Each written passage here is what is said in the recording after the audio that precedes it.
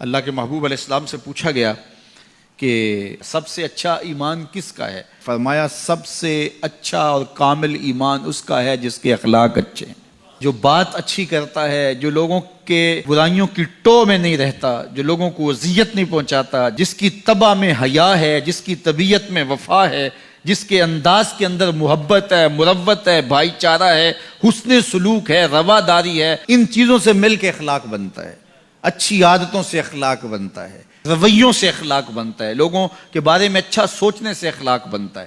تو اچھے خلق رکھنے والا شخص اچھے ایمان کا حامل ہے۔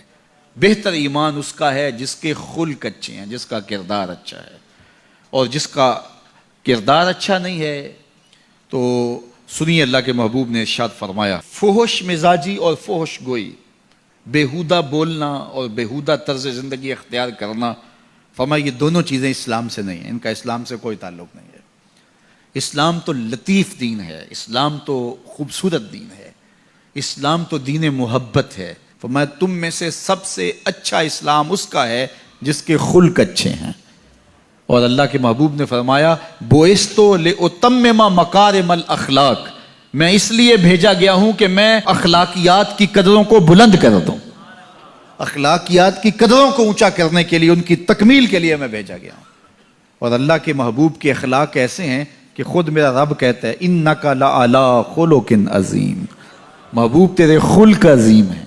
تو جس کے خلق کو میرے رب نے بھی عظیم کہا، وہ خلق کتنے عظیم ہوں گے۔ اللہ اکبر۔ حضرت سیدنا انس بن مالک رضی اللہ تعالیٰ عنہ فرماتے ہیں 10 سال میں نے حضور کی خدمت کی ہے، اور 10 سال میں ایک بار بھی ایسا نہیں ہوا کہ میرے حضور نے مجھے جھڑکا ہو۔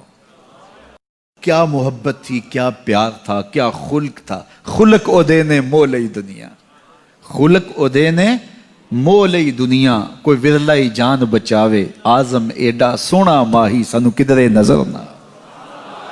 کچھ ان کے خلق نے، کچھ ان کے کردار نے کر لی، مسخر ساری دنیا شہ ابرار نے کر لی۔ تو اچھے اخلاق کا حامل جب بندہ ہوگا، اس کا ایمان کامل ہوگا اور اس کا ایمان اچھا ہوگا۔ تو نامہ اعمال میں جو عمل ڈالے جائیں گے، جو ترازو پہ میزان پر جو عمل ڈالے جائیں گے، سب سے وزنی عمل نماز نہیں ہوگا، روزہ نہیں ہوگا۔ سب سے وزنی عمل کون ہوگا؟ جو پلڑے کو جھکا دے گا، وہ حسن خلق ہے۔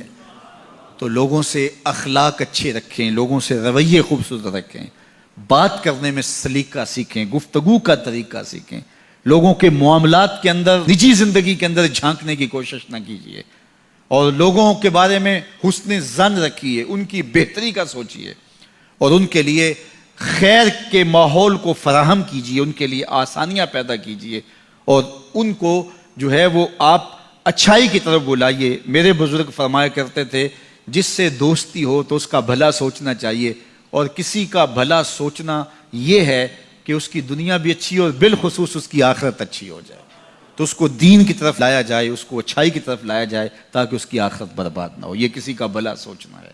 تو اچھے اخلاق کا حامل شخص ہی ایک اچھا مسلمان ہوتا ہے۔ صوم و صلات سے کوئی شخص نہیں پہچانا چاہتا، یہ تو اس کا ذاتی معاملہ ہے۔ کسی شخص کی پہچان اس کے اخلاق سے ہے۔ نکاح کرنے کے حوالے سے بھی اللہ کے محبوب نے ہمیں جو رہنما اصول دیا، فرمایا جس کے اخلاق اور جس کا دین تمہیں پسند آ جائے اس سے اپنی بیٹی کا نکاح کرو۔ تو وہاں دولت دیکھنے کی تلقین نہیں کی گئی۔ اگر یہ قدریں ہوں گی ہماری ایک دوسرے سے جڑنے کی، ایک دوسرے سے قریب ہونے کی، رشتہ داریاں کرنے کی، تو پھر اچھا معاشرہ تشکیل پائے گا۔ اور جب ہماری جو ہے وہ ترجیحات اس سے ہٹ کر کے ہوں گی تو پھر اچھا معاشرہ تشخیص نہیں پائے گا۔ آج اس سے تعلق جوڑا جاتا ہے جس کے پاس دولت کی کثرت ہو یا کوئی صاحب اقتدار ہو، تو لوگ اس سے تعلق رکھتے ہیں، چاہے اس کے اخلاق کتنے ہی برے کیوں نہ ہوں، اس کے رویے کتنے ہی تلخ کیوں نہ ہوں۔ جو اچھے خلق کا حامل ہے اس کی قربت اختیار کرو، تمہیں زندگی اور آخرت کا نور نصیب ہوگا۔